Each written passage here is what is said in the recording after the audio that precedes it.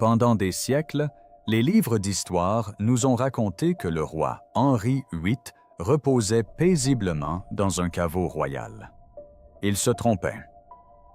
Lorsqu'un groupe d'ouvriers a accidentellement percé un trou dans le sol de la chapelle, ils n'y ont pas trouvé un roi en état de repos. Ils ont découvert une scène de drame. Le cercueil était brisé. Le corps n'était plus à sa place. Il y avait une flaque sombre et durcie sur le sol, qui correspondait à une rumeur vieille de 300 ans. Ce qu'ils ont vu à l'intérieur de cette chambre forte a bouleversé tout ce que nous pensions savoir sur les Tudors. Le tombeau des horreurs. Lorsqu'un géomètre descendit enfin dans ces ténèbres, lanterne à la main, il ne découvrit pas une sépulture royale paisible. Il découvrit un spectacle de destruction totale. La crypte était sens dessus dessous. Cela ressemblait moins à un tombeau qu'au théâtre d'une lutte acharnée. L'imposant cercueil de plomb, qui pesait largement plus de 1000 livres, était brisé. Il s'était fendu. Des fissures parcouraient le métal et l'ensemble était incliné à un angle aberrant. Mais voilà le hic. Les dégâts ne provenaient pas de l'extérieur. La pression venait de l'intérieur. La boîte en plomb scellée avait atteint un niveau si extrême que le métal s'est déchiré. C'était comme une explosion au ralenti, survenue dans l'obscurité sans que personne ne l'entende, et le résultat fut horrible. L'arpenteur vit quelque chose qui lui révulsa l'estomac. Un énorme os humain dépassait du trou irrégulier percé dans le plomb. Il était épais, lourd, et appartenait sans aucun doute à la jambe du roi. La situation devient encore plus étrange. Alors que la lumière de la lanterne balayait le sol humide de la crypte, elle révéla d'autres choses. Il y avait de petits os éparpillés dans la poussière, des osselets, des morceaux de main. On aurait dit que le roi d'Angleterre s'était littéralement désintégré. Le plus incroyable, c'est que Henry n'était pas seul là-dessous. D'un côté reposait sa femme préférée, Jane Seymour. Son cercueil était intact, en parfait état.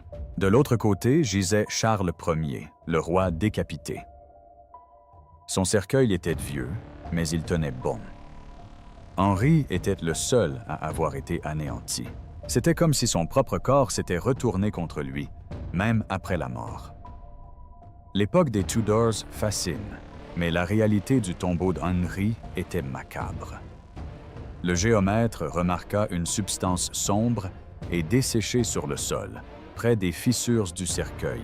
On aurait dit un vieux liquide qui avait coulé et durci au fil des siècles. Cela correspondait aux histoires terrifiantes que l'on avait chuchotées lors du cortège funèbre 300 ans plus tôt. Mais le pire restait à venir.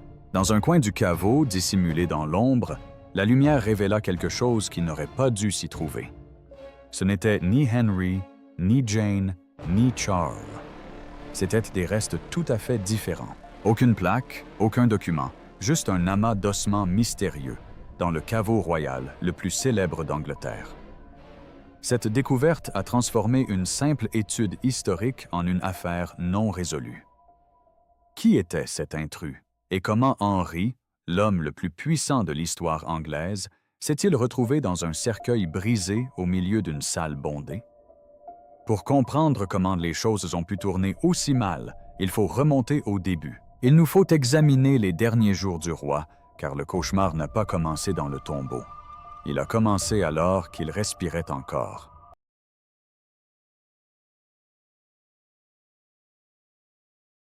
La procession des fuites. Henri VIII passa les dernières années de sa vie dans un état qui choqua tous ceux qui l'entouraient. Si l'on regarde ses premiers portraits, il avait l'allure d'un linebacker. Grand, athlétique, fort. Mais à la fin, il était brisé. Des témoignages de la cour des Tudors décrivent un souverain qui pouvait à peine se déplacer sans aide. Son corps, autrefois athlétique, était devenu si massif qu'il pesait près de 180 kilos. Son personnel devait concevoir des appareils de levage spéciaux pour le sortir de son lit. C'était en quelque sorte une grue en bois pour un être humain. Mais le poids n'était pas le principal problème. C'étaient les jambes.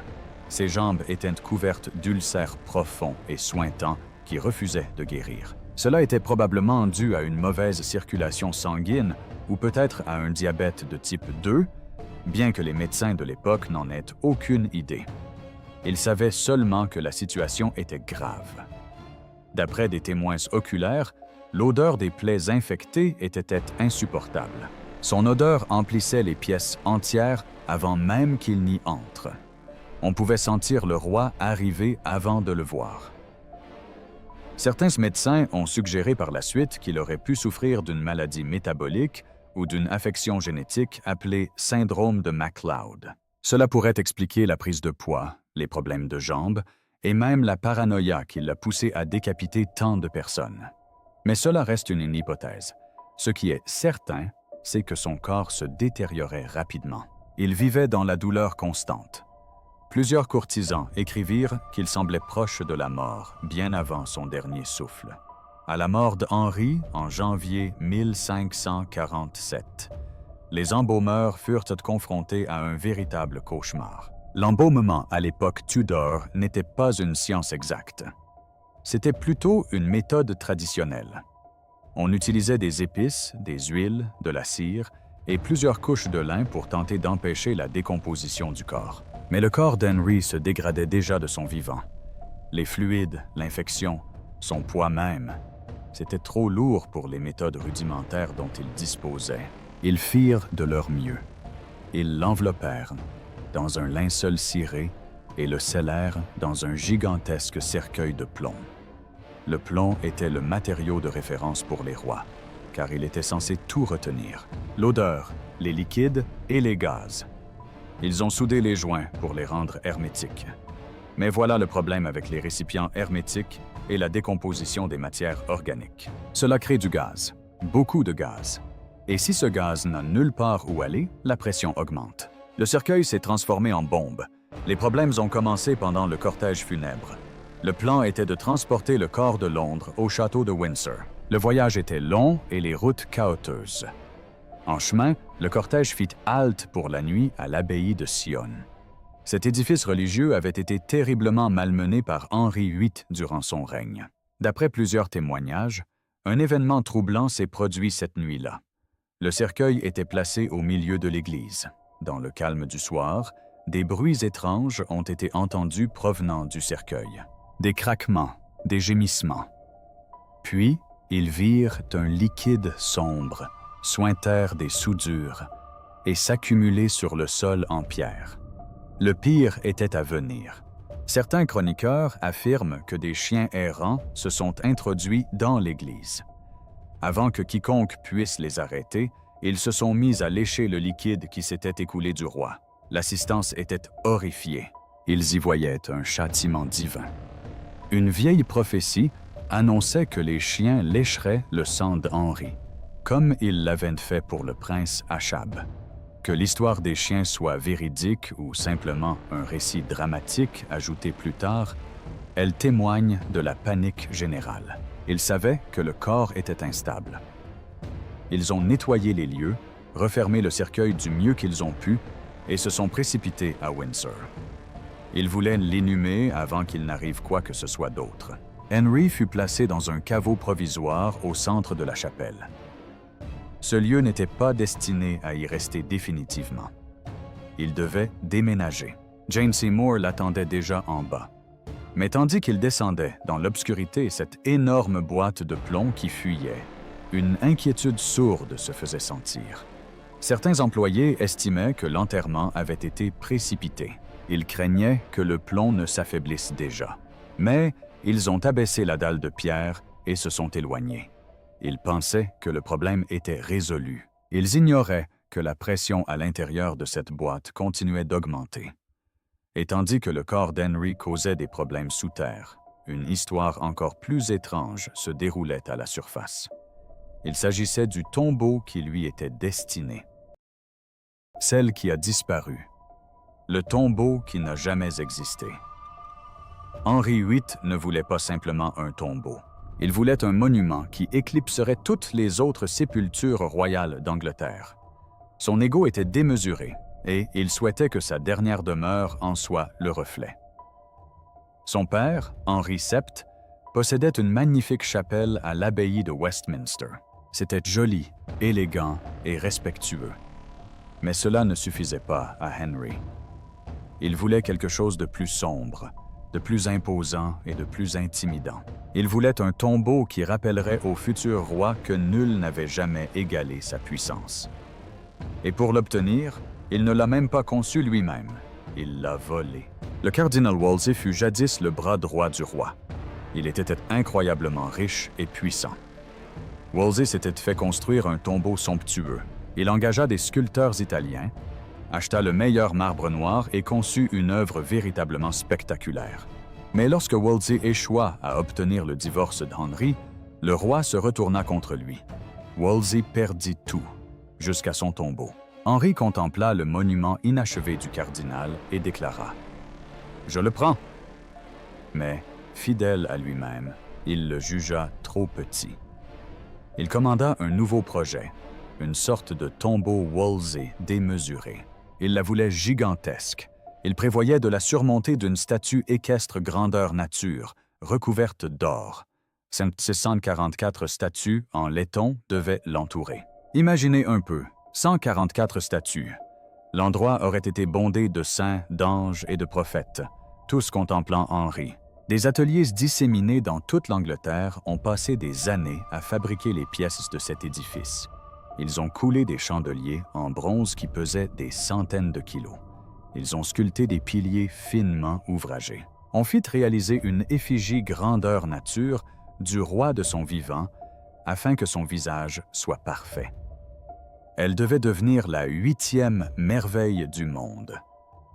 La quantité colossale d'or et de métal utilisée vaudrait aujourd'hui des dizaines de millions de dollars. Mais la réalité le rattrapa. La guerre coûte cher. Henri aimait combattre la France et l'Écosse presque autant que se marier. Ses campagnes militaires ont épuisé les caisses de l'État. Les paiements aux artistes ont commencé à ralentir, puis ils ont cessé. Le sculpteur italien, lassé d'attendre son salaire, rentra chez lui. Le tombeau inachevé resta en pièces détachées dans un entrepôt.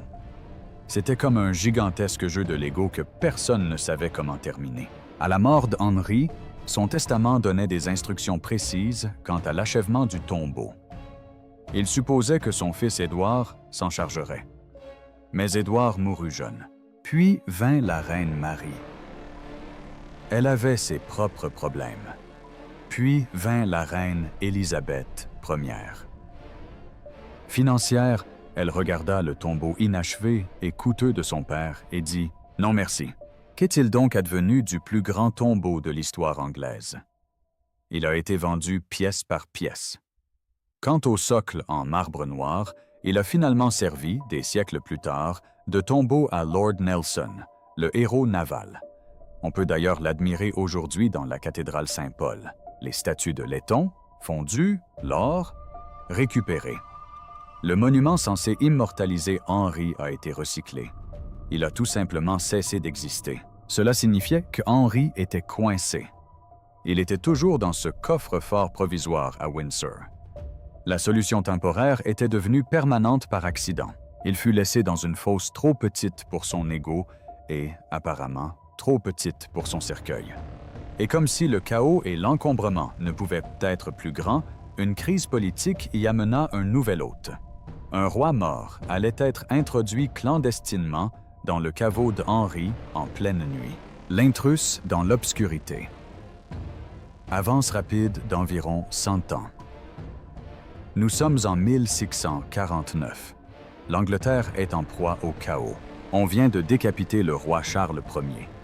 Les parlementaires, au pouvoir, se trouvaient face à un dilemme de taille. Un roi mort. Ils craignaient que des funérailles publiques dignes de ce nom n'incitent ses partisans à se rassembler autour de sa tombe et à déclencher une révolution. Il leur fallait l'enterrer dans un endroit calme, sûr et discret. Ils choisirent le château de Windsor. C'était une forteresse. C'était un lieu sûr, loin des foules en colère qui grondaient à Londres. Un petit groupe de loyalistes transporta le corps de Charles au château en plein hiver. Il neigeait. Le château était plongé dans l'obscurité. Il devait agir vite car il ne devait surtout pas faire d'esclandre. Ils se mirent à chercher un endroit où creuser. Ils tapotèrent sur le sol de la chapelle, à l'affût d'un son creux. Finalement, ils trouvèrent un emplacement près du centre du chœur. Ils soulevèrent les pierres et regardèrent en bas. Ils comprirent qu'ils étaient tombés sur le caveau oublié d'Henry VIII. Il était scellé depuis un siècle. Personne n'était descendu là-bas depuis que Henry y avait été déposé. Il n'y avait pas de temps à perdre en politesse. Il fallait absolument faire descendre Charles sous terre avant que quiconque ne change d'avis. Ils descendirent le cercueil de plomb de Charles dans la petite ouverture. N'oubliez pas que ce caveau était minuscule. Il était uniquement destiné à Henry et Jane. L'espace était exigu. Les hommes peinaient à soulever le lourd cercueil neuf. Il faisait sombre, froid et glissant. Pour faire de la place à Charles, il a fallu tout réorganiser. L'analyse historique suggère que c'est à ce moment-là que les dégâts se sont réellement produits. Le cercueil d'Henry était énorme. Le cercueil était déjà fragilisé par la pression interne et la décomposition du corps. Lorsque les hommes ont tenté d'y introduire Charles, ils ont probablement utilisé celui d'Henry comme rebord ou appui. Les tréteaux en bois, ces structures qui soutenaient Henry, étaient vieux et pourris. Sous le poids du nouveau cercueil et les manipulations brutales, le bois céda. Boum! Le cercueil de plomb massif d'Henry s'écrasa au sol. Le choc, combiné à la pression des gaz à l'intérieur, fut fatal. Le plomb se déchira. Les parois se sont déformées. L'explosion qui s'est produite des années plus tard a probablement eu lieu à ce moment précis ou peu après, sous le choc de la chute. Ils ne se sont pas arrêtés pour réparer. Ils ont installé Charles à sa place, juste à côté du roi déchu. Ironie du sort. Henri VIII, celui qui a conféré à la monarchie toute puissante, gît à côté de Charles Ier, celui qui a perdu ce pouvoir absolu. L'un avait agrandi la couronne, l'autre l'avait détruite. Et maintenant, ils partageaient une chambre forte, obscure et délabrée. Les hommes refermèrent le caveau. Ils ont remis les pierres en place. Ils n'ont laissé aucune trace, aucun nom, rien. Charles disparut dans le sol et les dégâts subis par Henry furent enfouis dans l'obscurité. Le silence retomba dans la chambre forte. Le monde avait oublié son emplacement exact. C'était devenu une rumeur, une légende, jusqu'au jour où un ouvrier maladroit commit une erreur qui allait révéler toute l'histoire au monde entier. Le mystère non résolu. Au début des années 1800, l'emplacement exact du caveau d'Henry était de nouveau perdu. On savait qu'il se trouvait quelque part dans la chapelle, mais personne ne possédait de plan. Puis survint l'accident. Des ouvriers effectuaient des travaux de rénovation dans la chapelle. Ils creusaient un passage vers un nouveau tombeau royal situé à proximité. Alors qu'ils travaillaient à coups de marteau, une partie du sol s'est soudainement effondrée. C'était comme une scène de film. Les pierres tombèrent vers l'intérieur et un vide noir s'ouvrit. Les ouvriers s'arrêtèrent. Ils jetèrent un coup d'œil dans le trou. Ils aperçurent des reflets d'or et de velours. Ils virent d'immenses cercueils. Ils réalisèrent qu'ils avaient pénétré par inadvertance dans la sépulture des rois les plus célèbres de l'histoire. Ceci nous ramène à la première scène avec l'arpenteur. L'inspection officielle avait été ordonnée par le prince régent, grand amateur de mystère. Il voulait connaître la vérité. L'expert, Sir Henry Halford, s'est rendu sur place. Il a tout consigné par écrit. Il a réalisé les croquis que nous utilisons encore aujourd'hui. Il a confirmé la catastrophe. Le cercueil d'Henry était bel et bien détruit. Les supports en bois étaient brisés. Les ossements du roi étaient exposés à l'air.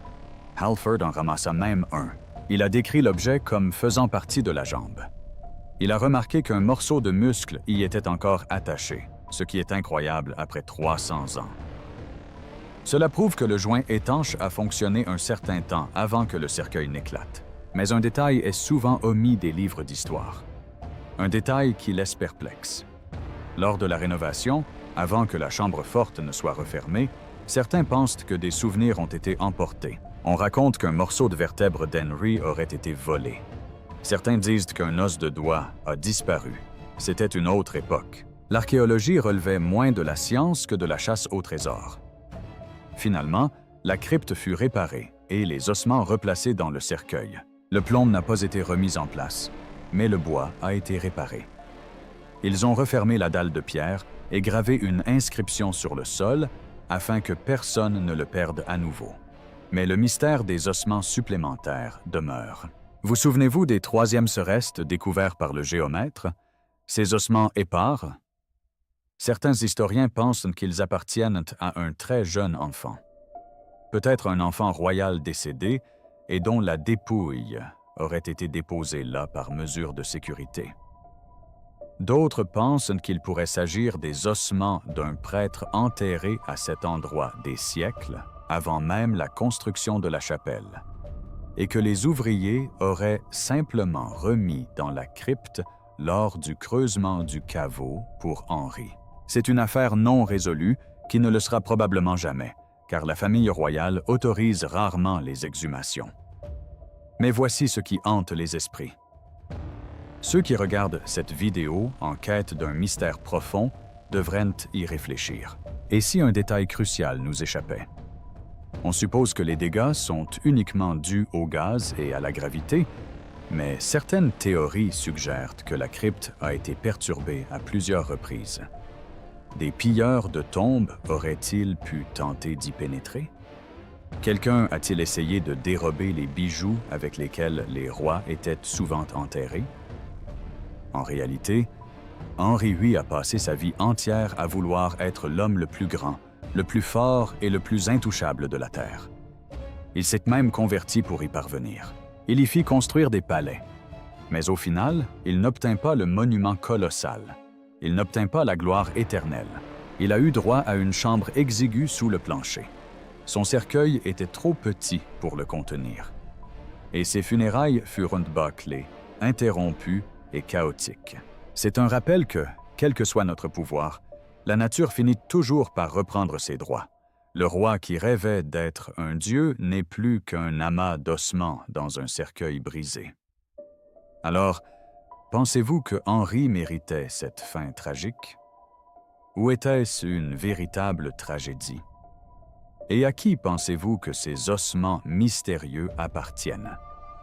Partagez vos théories dans les commentaires ci-dessous. Si cette plongée dans l'histoire vous a plu, n'hésitez pas à liker et à vous abonner pour découvrir d'autres secrets obscurs du passé.